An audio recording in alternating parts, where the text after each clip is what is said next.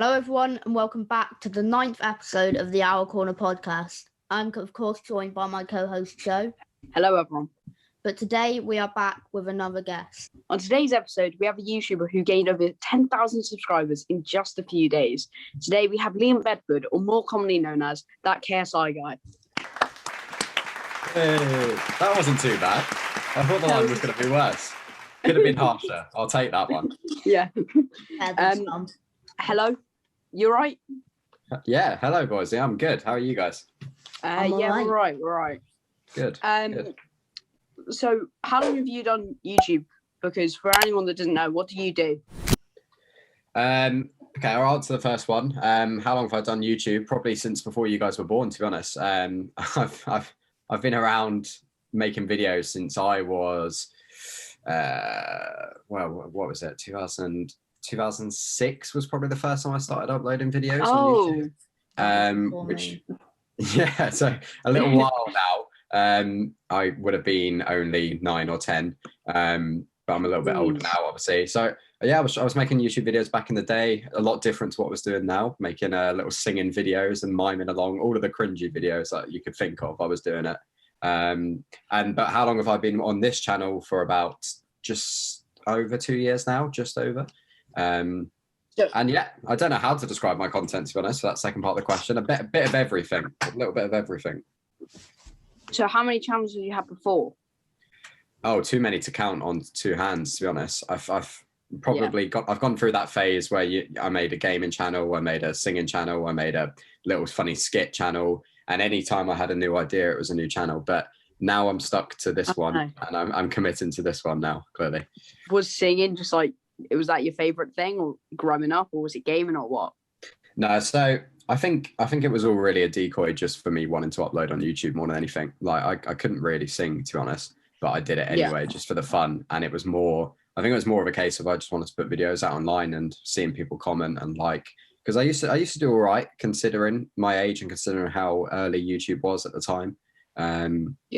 And it was more the interacting with random people around the world and liking videos that I just got hooked on. And ever since, I've kind of wanted to just make YouTube channels, basically. And that's why I'm here at the age of 24, still making YouTube videos or trying to become a YouTuber. You said you were doing it when you were younger. Did people at your school know about it? Like, did you ever find any problems with that? Yeah, that was the reason I actually stopped back in the day, to be honest. It took a little while for people to catch on, but as soon I think I probably got a bit brave and told a few people, and then spread around a little bit like that, and videos being played at school and on the screens and people like making jokes about it was essentially enough for me to give up back in the day. And that was it. I was like, that's it. I'm done with YouTube now. And then fast forward many years later, and then it was kind of a case of, no, I always wanted to do YouTube, and I really like YouTube. I'm a YouTube fanboy. That's what I sit and watch over films and TV. And yeah, came back and did it that time. But that was the reason I stopped, just because of school. What makes you loves YouTube so much, for doing it for 14 plus years? What makes you like it so much? Well, I would never really had the mickey taken out of me on YouTube. That was actually quite like a safe space for me. It was more actually in the school and people who knew me that it became a bit more of a problem. But as I said, like I've just always loved YouTube, probably for similar reasons that you guys would watch YouTube as well. Like, it's just I don't think I have the attention span to watch films and TV series. I just switch off very quickly, and the fact that YouTube is so can be so short and it's so different and there's such a variety, I've always just loved it, and that's how I spend most of my evenings, to be honest. I just put YouTube on in the background and watch some videos. Yeah. So for anyone that doesn't know, Liam, you made a video quite recently, which obviously shot you up. Yeah. Tell the people, what was the video, Liam? So yeah, I had an idea one night of trying to make myself the most famous Liam Bedford in the world, or on Google, and part of that idea was making myself a Lord. And halfway during the process of this video, it just wasn't really working. And then I decided maybe it'd be good if I make someone else a Lord as well, and someone. This is when I kind of had this idea of trying to get in a KSI video and get in the KSI subreddit and try and build a bit of hype up that way, and legally made KSI a Lord. And it safe to say it went pretty well. It ended up in the video and his thumbnail. Got a fair few thousand people, new eyes on my channel from it. Yeah. And yeah, that's the premise of it essentially. But I didn't think he'd love it that much, so it was good that it went that well, I guess. Isn't his like whole? Sorry. Is there any specific reason you chose KSI, or was it for his subreddit? Well, yeah, I think the intention was to definitely try and build up like a bit of hype for the idea, and I'd be lying if I was saying like there wasn't an intention of knowing that KSI was big as well. But also alongside that, he, out of all of the YouTubers who do subreddit videos and stuff like that, he's just KSI. I've been watching KSI again since he's been going from the get-go, and I've kind of grown up watching him. So I've always been a fan of the guy. And it just felt like the right target. As soon as it happened in my head, I was like, no, that feels right. And so I had a feeling it was going to go well. Like I was quite confident that it was going to go well. So yeah, it just seemed like the right idea. So I remember you posted on your Instagram and your Twitter that he had followed you, and you said, "I've been feeling this week's going to be a mad week." What was it like just seeing like the notification that he's followed you? Well, that wasn't actually the notification I saw first. I was doing some exercise, got in the shower, came out of the shower, and I've checked my phone, and it's, you know, when you've got like a direct message on Twitter, it like comes up, and it said KSI, and I was like, surely not. I was like, surely I haven't just got a message from KSI. But I'd already spoke to Mo at this point within 12 hours of this message coming through, so I was aware that Mo had seen the video and liked the video, so I knew there was the off chance that it could be in the KSI video. But then when I got that message come through, I was just like, oh, okay. I think my first response to him was I was not expecting to see this message, because I really wasn't expecting to see it. And had a bit of a chat with him then, just like only for like 20 minutes or so, just through DMs. And yeah, then I saw that he followed me as well. And that's why I put that tweet up, just to be like, I already spoke to him. I already knew kind of what was happening. But I was like, yeah, shit's about to go. Oh, am I allowed to swear? I don't know. Yeah. But yeah. So did he pretty much just say, hey, mate, you're going to be in a Reddit video, by the way? No, not as like direct as that, but it was essentially like I really enjoyed the video. And then he was like talking about basically when we get the chance for me to hand over the certificate for him and stuff. And we've talked about that a bit more. I'm keeping that all under wraps at the moment, what we're planning. But yeah, it was very exciting, obviously. And then I spoke to Mo afterwards and was like, do you know when this video is going to go out, sort of thing? And yeah, he told me like a few hours before the video was going out. So I was just sitting there preparing myself, like, oh, how's the video going to go down? Like, it was weird. It was weird. I don't think many people in that situation have probably been told what's going to happen. So like knowing almost made it weirder, that because I knew I was going to be in the video, but didn't know how it was going to go down or how it was going to be played out or how he was going to react during the video. So, but obviously it all went really well, which was good. Yeah. So how did you get in contact with Mo to get this all sorted? Well, basically I knew someone that was on talking terms with him, but I don't know if he saw it through the subreddit or not, because it was on like something like 3,000 or 4,000 upvotes on the subreddit, so it was doing pretty well on there anyway. So I'm not sure if it was a case of that and then he saw it and then told JJ to watch it. But he ended up messaging me, and then as soon as he messaged me, I was like, right, well, I can chat to him now. But it was there was obviously an element of luck involved in this situation as well, but it was strategic, I guess, at the same time. But yeah, I mean, Mo's an absolute legend. I've obviously now made him a Lord as well, because if it wasn't for him, it wouldn't have gone down as well. But yeah, both of them legends. I've got Mo's, mine, and JJ's certificate just sitting here by my feet right now, just waiting. So do I. Yeah, we all do, don't we? You were on Zach and Jay in the same week, not completely unrelated. Yeah. And then you had everyone was replying to his tweet. You were on Drama Alert. What was this all like? Did you have any more interactions? Any more what? Nothing that I mean, like I had a few follows from people that I've also followed who I'd obviously deem as bigger YouTubers and stuff. I'd already sort of I've already been on speaking terms with a few YouTubers over the last couple of years anyway. just I don't know how, but I've just slowly found myself talking to bigger creators, and they've always been really supportive as well, even when I was a lot smaller than I am now. But yeah, I mean, James Marriott popped up and sent me a nice message after it had all happened and gave me some advice and stuff. But yeah, no one else that like pops to mind. But and one that really stuck out to me, I think it got over 10,000 views, was your Christmas song battle versus another YouTuber with Tom GW. What was the competition actually on that made it like a battle, and how did it come to be? How did it come to be? I got a message from Tom, and it was basically a voice note talking about how he wanted to do something similar to the way the Sidemen did their Christmas battle face-off 2019. I don't know if you've seen that, but he basically said that he wanted to do something like that. And already in the meantime, I was preparing to do a Christmas song for like a charity fundraising. I just thought it would be a nice, funny idea and good way to end what was a pretty crap year, and just take the piss out of the year a little bit more. And as soon as he messaged me that, I was like, that's perfect. That gives me a hook, gives me a bit more of a reason to try and make it as good as I can.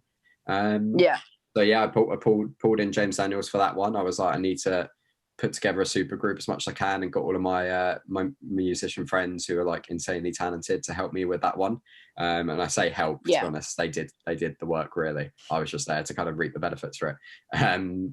But yeah, that video did really well. We raised over £1,000, I think it was £1,069 for Suicide & Co charity, which is something that means a lot to me. So, and that wasn't bad going for a channel with 1,500 subscribers. So that was good. That was a good way to end the year. We talked about it on radio as well, on BBC Radio Gosh. You do content with other creators. Who were the main people, like James Daniels, who you'd get into who you're on speaking terms with to get in a video? To be honest, I honestly can't even remember the way that I got into contact with James, but I think it was just after he had his first blow up video, which was when he did that How to Be H video. And I think I just sent him a message.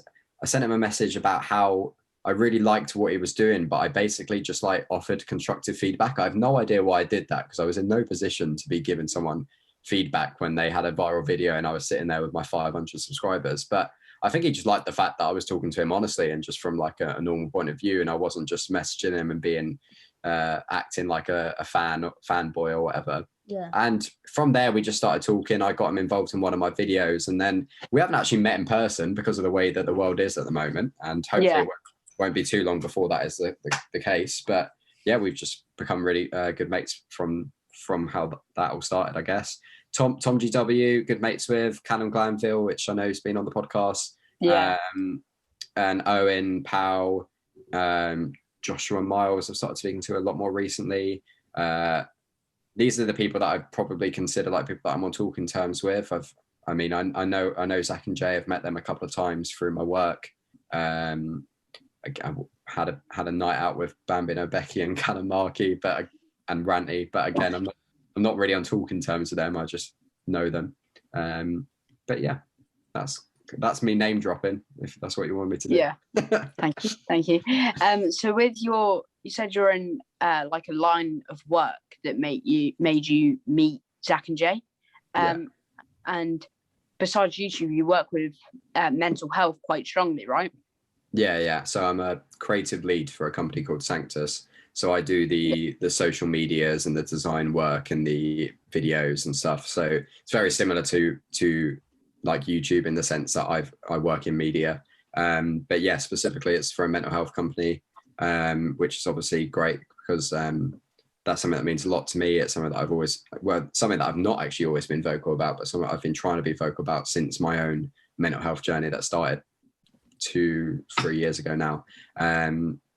And yeah, that story, just meeting Zach and Jay, was just my boss, or my co-founder, sorry, George.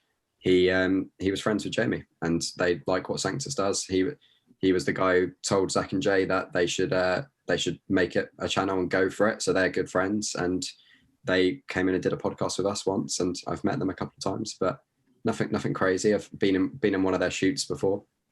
Yeah.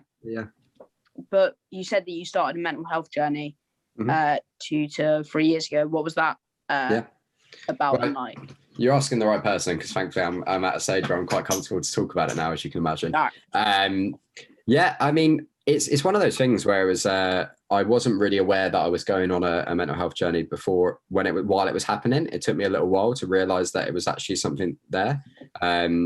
I've always been I'd like to think I've always been quite good at talking to people about stuff like that, but I was dreadful at telling people stuff that was going on in my head. And I was always good at listening, but wasn't good at talking. And the talking part is so important. And I mean, to put it bluntly, there was a stage where I was drinking bottles of wine in an evening on a park on my own. That sort of low.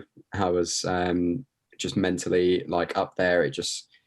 Nothing was really clear. I was struggling to get up in the morning. I just couldn't be bothered. Like, I just couldn't be bothered. I couldn't be bothered to go to work. I couldn't be bothered to talk to my mates. It was just, nothing felt like it was going right for me, when realistically, although you're always stuck in your own head and it's all relative compared to other people, life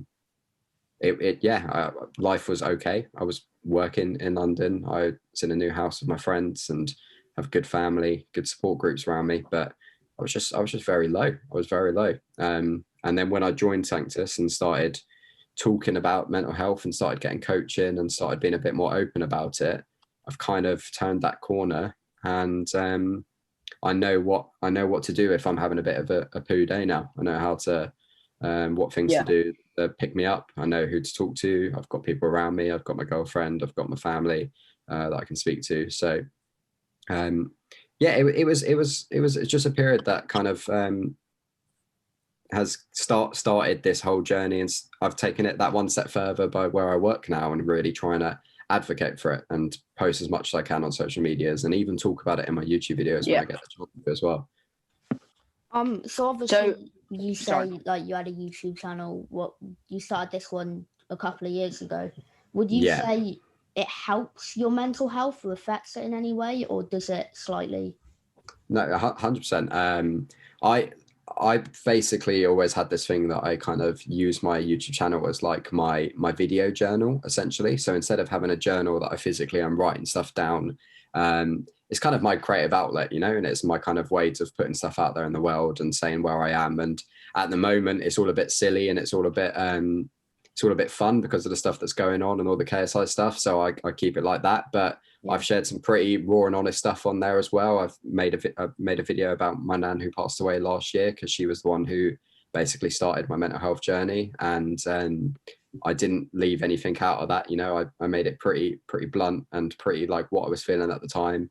I also did a video where I sat down with my parents and basically told them, let them ask me absolutely anything. It was pretty full on, but I want to be as honest as I can on my channel, and it's good for me to put it out there, and that's what I'm trying to do nowadays. Are you planning on working with Sanctus, or is it something that you're so passionate about you want to be there for a while? I mean, I've got the logo tattooed on my hand. I don't know if you can see it there. I mean, it means a lot to me, like this place. And this isn't because I got a tattoo just because I love the brand so much. There's a little bit more of a story behind it about my nan and I were going to have matching tattoos, and she unfortunately passed away before she was able to have one.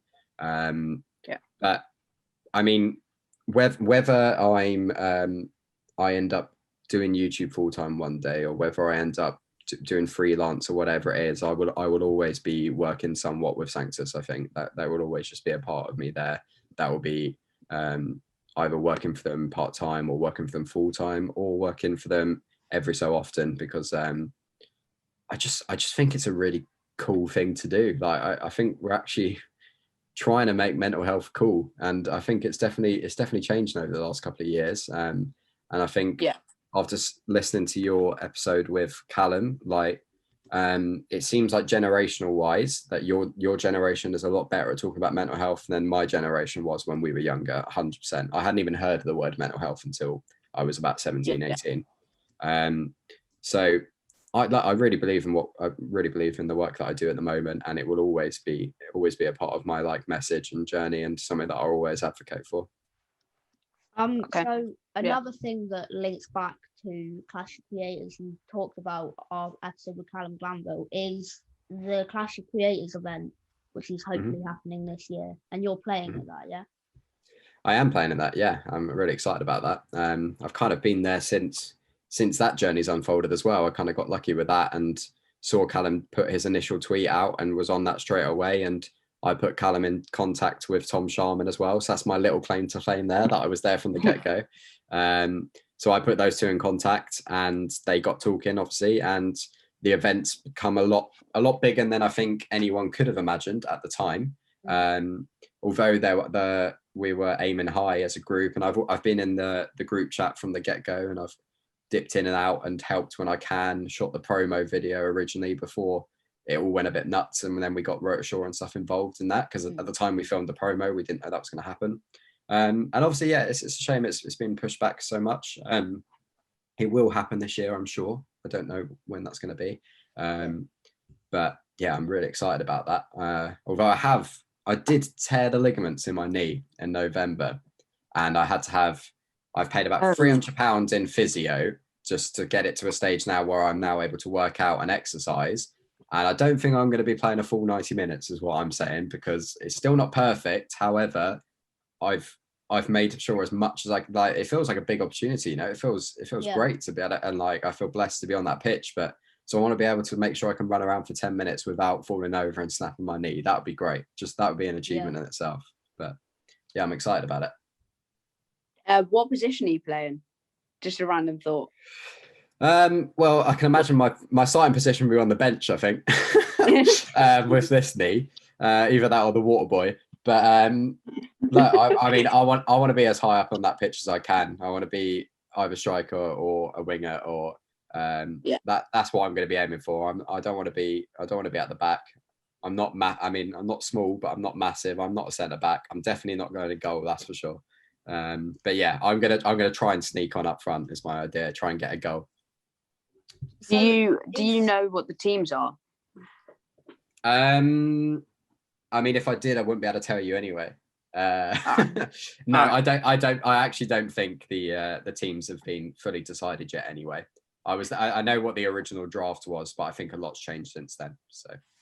So is football something that you're passionate about? You've done before? Is it just you saw the event and you're like, I want to do that just for fun? Yeah. Massive football fan. I feel like what I'm going to do now is just constantly show you different body parts and get tattoos out. But I've actually got a West Ham badge tattooed there as well. I'm a massive West Ham fan. As you can see, I've been a West Ham fan since. Well, I didn't really get a choice. I was put in a kit from the day I was born. I've been a season ticket holder since I was 5. Obviously, I've not been able to go for the last couple of years because of what's going on. But yeah, massive football fan, and then always watch the YouTube football events as well, the ones that Spencer was doing back in the days as well. Like I would sit there and I'd watch the whole thing and I'd absolutely love it. And then as soon as I saw that this was a thing and there was getting some names in there, I was like, I have to be on that pitch if I've got a chance. So being there from the start definitely helped, because I think the way it was going, I think that there definitely could have been a chance that it wasn't an event where it was small creators and big creators. And I'm grateful to have been there from the start. But I just love the idea of the small creators being on the pitch as well, and just playing out there with the big boys. It's so good. I'm so happy that I've been chosen for it. I think we said to Callum as well, like we think that was such a good structure, because even he said, like, with Spencer's football events and the Sidemen football events, YouTube All Stars, Sidemen FC, like it's always YouTubers upwards of a mil, upwards of 100k. Yeah. So when it's got when it has people like you who at the time only had like a K, nearly 2k. Yeah. And Tom GW, like he's getting like the whole thing has how many people is it? 12 of just small YouTubers. Yeah. No, I think so. About 12. I genuinely think that's such a good way of going around it. Yeah, it's really cool. I mean, because that's what the event started on, because that's what Callum wanted, because he was like, even if this is just an event where it's a bunch of small creators playing on the pitch, that will feel really cool for the smaller community. And obviously it's grown up a little bit, a lot more than that. But the core element of there being the smaller creators is still there. And yeah, it's just great because it's like, why not? And if not, it would just be any other YouTuber football event. And this time, at least, it's different, you know. And this time, there's going to be people who can watch that stream and or be there at the ground. And not only are there some of their favorite creators there, they're going to hopefully find some new ones that in the future they'll be watching as well. And that's just great, you know. So do you think your life revolves around social media, YouTube, and like your own channel? I mean, I'd like to say no, but I'd probably be lying. I'm on social media a lot. Even more so since I rejoined Twitter again at the start or like February last year and been all over Twitter. My life doesn't revolve around it. No, I do have other things, but I do spend a lot of time on it. And I am also spending a lot of time, especially at the moment, just thinking about my own channel and trying to make sure that this Lord KSI thing isn't going to be the only thing that I'm remembered for on YouTube. I want to branch out. I want to keep growing. I want to keep getting people making videos that excite people, and hopefully I'll be doing that in the next couple of weeks. I've got some big videos coming out soon as well. But yeah, I do spend a lot of time thinking about it. Yeah. Because we asked everyone. I think we asked Charlie, we asked Cam, Lewis, and I think we might have asked Callum. We called it like the YouTuber lifestyle, where it's pretty much your every late night. A lot of it is based on trying to better a channel, trying to edit a video. And Lewis's response was, yeah, 100%. And Cam's was, I have to time limit myself. And Callum's was, I'm always thinking about it. What's your answer for that? Yeah, I think it's difficult for myself compared to some of the people you just named there, because they're YouTubers full time, obviously, and it's their work. So it's, for me, like, YouTube isn't work, you know. That's my like hobby at the moment still, and it still is, despite like everything that's happened in the last couple of weeks. Like, it's not making me any money. Like, it's still just a hobby, and it's still something that I enjoy doing. But I've been trying to treat it like a full-time job in the last couple of weeks since everything that's happened. But I'm working 9 till 5 or whatever it is, 10 till 6 during the day, 5 days a week, and then I'm doing YouTube stuff on top of that in the evening as well. So quite hard for me to not have my life revolve around editing and social media, because I'm doing it for my job, and then I'm doing it for YouTube back to back 5 days a week, and then even on the weekends I'll be filming videos or editing or whatever. So I think it's different for me compared to some of those, and that's probably why I end up spending so much time on social media. Yeah. So obviously you say you've got a couple of big videos coming up in the future. What are your favorite videos to film, would you say? Like, favorite type of videos to film? Oh, I really miss being out in public and filming with a microphone and just annoying people so much. Like, I used to love doing that. I used to get such a buzz out of it. And as soon as we're able to go and do that sort of stuff again, I'd love to. But more at the moment, like, I'm trying to get videos out during lockdown, and I'm trying to adapt to this as much as I can. But as soon as we're able to, and everything's okay with it, I'll be back out on that street, or I'll be doing stuff like I used to do, like booking the world's cheapest flights and going there, like, and doing ballet in the street after like 2 hours practice, and all this like random crap that I used to do, just having a bit of fun, you know, and just making a bit of a tit out of myself every so often is what I really enjoy doing. Yeah. And yeah, I've not really been able to do that from my bedroom as well. So they're definitely the videos I get the most buzz out of, for sure. How's COVID like affected your channel, do you think? Like, do you think when you say that's the content that you get a big buzz out of, the content that you really enjoy, did you have a bit of a downtime with COVID, like that mentally, or like with your channel? Like, did you sort of think, what now? I definitely felt like, what now? Yeah, for sure. Towards the start, I was really scrambling for ideas. Like, I did a hide and seek video in my house, and I look back at that now and I'm like, why did I even think that was a good idea? But like, so I look at it both ways. Like, at the start of COVID, I was on 500 subscribers, and now I'm on nearly 15,000. So COVID has gone pretty well for my channel, to be fair, but at the same time, it wasn't the stuff that I was really enjoying doing at the time, and I'm excited to bring that back, and hopefully all these new people are still going to enjoy that. But yeah, I just ended up taking some breaks and just wasn't in any rush to get videos out. If I didn't feel like I wanted to work on a video and it didn't feel like a good idea, then I just wouldn't bother. But towards the start of this year, I was like, okay, I'm going to try and be a bit more consistent. I'm going to try and get some videos out, and yeah, the benefits have come pretty quickly this year. So I'm going to try and keep that consistency up, try and think creative and be different, and still be able to do stuff at the house at the moment. But yeah, I mean, I'm bigger and better things once COVID is over, for sure. So you obviously said at the moment you're doing it as more of a hobby, like a thing on the side. Do you enjoy it being like that, or would you like to do it full time, be able to do that as your job? A bit of both, I think. A bit of both. I enjoy it as a hobby because then I know that I'm doing it for the right reasons, and I think that's really important. At the same time, after last week happened, I booked some time off my full-time job and said, can I basically I had Tuesday, Wednesday, Thursday, and Friday off of last week. So last week was my first experience of what it could be like if I was working YouTube as a full-time job. And on Tuesday morning, I had a meeting with my friend about making a musical. And by the evening, I was writing a best-selling book about Minecraft. And I was like, if this was my job, this would be the strangest job in the world right now. Yeah. And I'm sure I'd enjoy it. I'm sure I'd really love it. So a bit of both. Yeah, I don't want to lose the fun element, because if I lose the fun element, then what's the point in doing it? Because I enjoy my Sanctus job. That's why I love it. And that's why I'm still there. And I think it's so important to make sure that you're working in an industry that you're enjoying and that you love. Yeah. And I'm sure I would, because how much I love YouTube. But for now, I don't need to think too far ahead.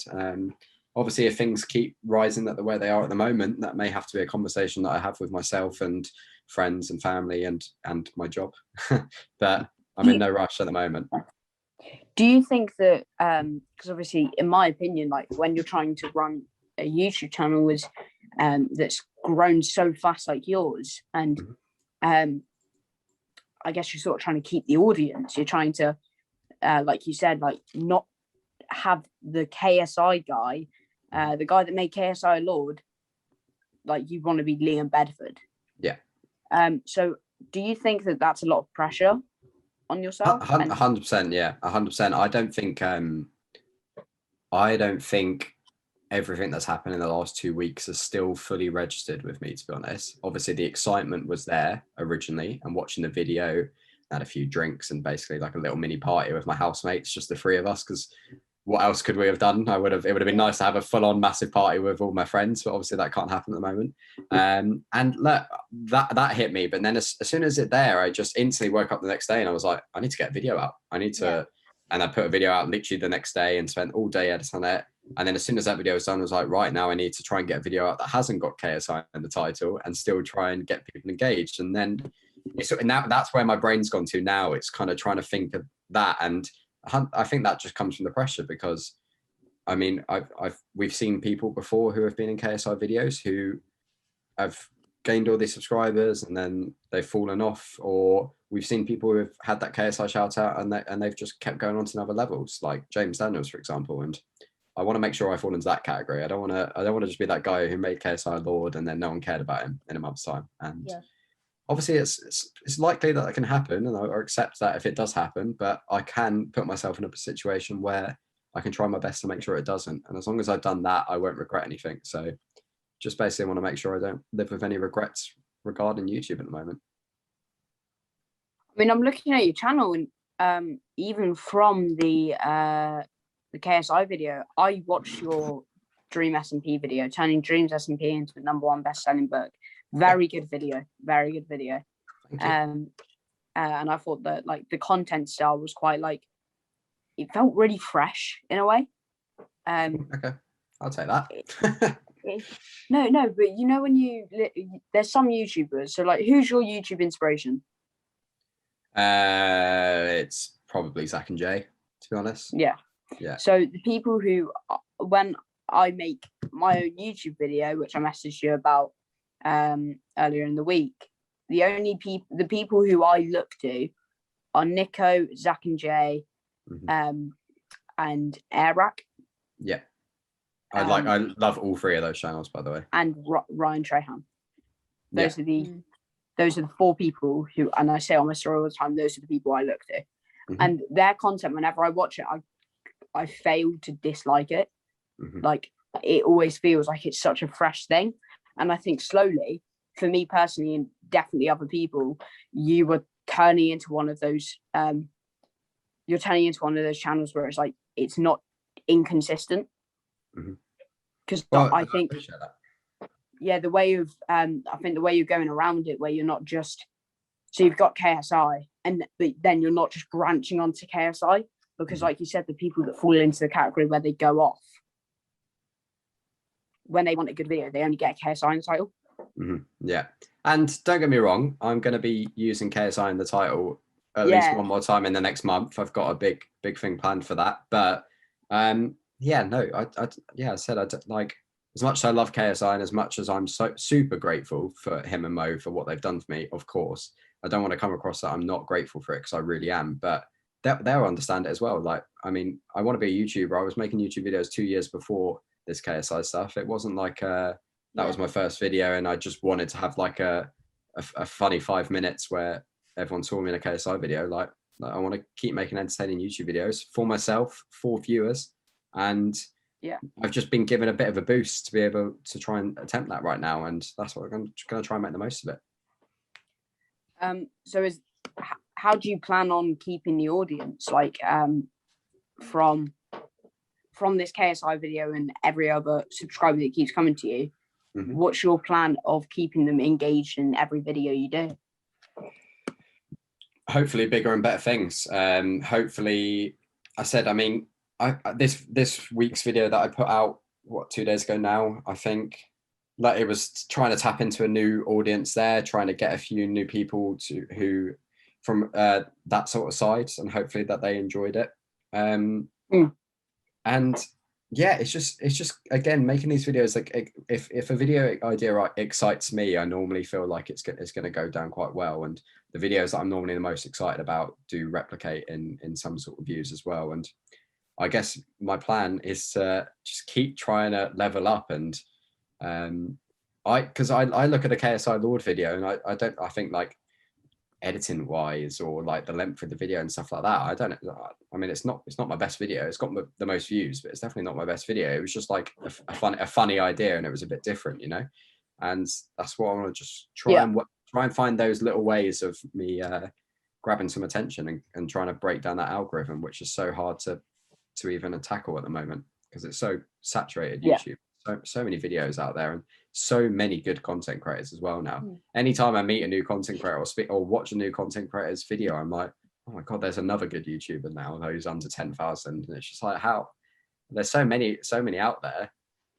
And I just got lucky in the last week, because I think I would have just kept plodding along in the moment until something like this happened. So now I just got to, you know, put a video that goes in someone's subscribe box and they go, oh, I want to watch that. So obviously this will most likely be your biggest year on YouTube. What's your goals for the end of the year? Well, it's interesting with goals with YouTube, because 2 years ago my goal was to hit 1,000 subscribers on the first year, and I hit that 2 months into the last year. So I was 2 months out of the year. And then my goal for last year, 2020, was to hit 10,000 subscribers. And I've hit it 2 months into this year. So I'm like slowly just working on some delayed calendar. Right? Calendar starts in February. And look, now in the situation I am, I'm not trying to think too far ahead and just at the moment focus on the videos, and hopefully I'll see stuff for it. But if I'm aiming for a rough number, try and hit 50,000 maybe at the end of this year. I think that's a good place to aim. If I don't hit it, I'm not going to be disappointed. If I do hit it or do exceed it, hopefully I'll be feeling very happy about it, you know. That is the end of this podcast. Thank you for watching. Thank you, Liam, for coming on. Thanks for having me on, boys. It's very fun. So obviously make sure to subscribe to Liam, and the podcast is now out on most streaming platforms. If you click the link in our Instagram bio, it will take you to them. Thank you for watching. Bye. Bye. Bye.